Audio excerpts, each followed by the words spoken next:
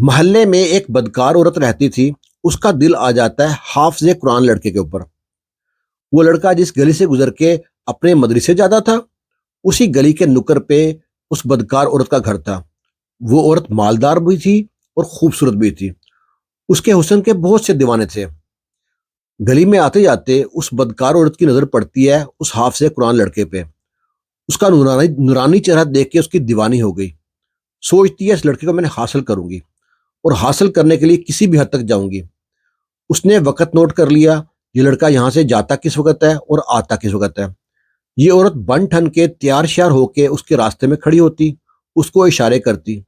یہ لڑکا اس عورت کو دیکھا دیکھا کر کے اپنے کام سے کام رکھتا اور نظریں نیچی کر کے چلا جاتا۔ عورت نے یہ عمل ہفتے 10 دن کیا، ناکام رہی۔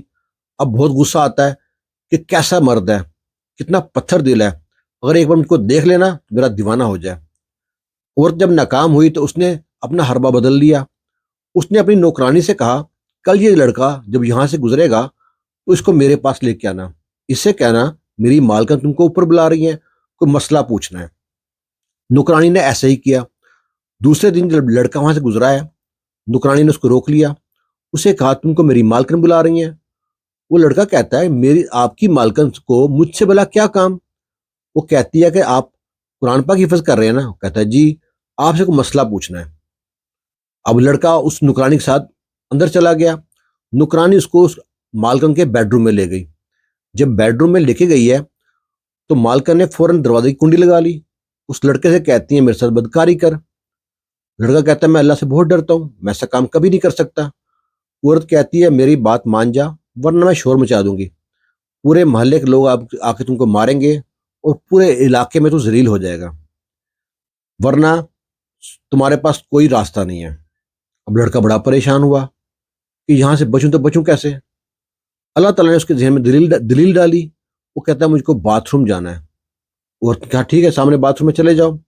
لڑکا باتھ روم میں گیا اور اپنے سارے بدن پر غلاظت مل کے باہر نکل آیا۔ جب عورت نے دیکھا لڑکے کو تو دیکھ کے ہکا بکا حیران پریشان کہ لڑکا پتہ نہیں پاگل ہے، یہ کیا کام کیا تم نے کیوں ساری غلاظت اپنے جسم پہ مل لی؟ وہ کہتا مجھ کو اللہ سے بڑا خوف آتا ہے، میں زنا نہیں کر سکتا۔ عورت کو دیکھ کے اس لڑکے سے گھن آتی ہے، اس سے کہتے نکل یہاں سے۔ اس لڑکے کو وہاں سے نکال دیا۔ لڑکا گھر جاتا ہے، غسل کرتا ہے، کپڑے تبدیل کرتا ہے اور آ جاتا ہے مدرسے میں۔ جب مدرسے میں داخل ہوتا ہے تو بچے پریشان ہو جاتے ہیں کہ اتنی پیاری خوشبو کہاں سے آ رہی ہے۔ بچے کہتے ہیں آج تو بڑی پیاری خوشبو آ رہی ہے، کون لگا کے آیا؟ اب یہ جو لڑکا دل میں شرمندہ ہوتا ہے کہ مجھ سے بدبو آ رہی ہے اور بچے تنگ کرنے کے لیے ایسا کہہ رہے ہیں۔ یہ چپ کر کے بیٹھا رہا۔ تھوڑی دیر بعد کمرے میں قاری صاحب بھی آ گئے۔ جب قاری صاحب کمرے میں آئے ہیں تو قاری صاحب کہتے ہیں اتنی پیاری خوشبو کہاں سے آ رہی ہے، کس نے لگائی ہے؟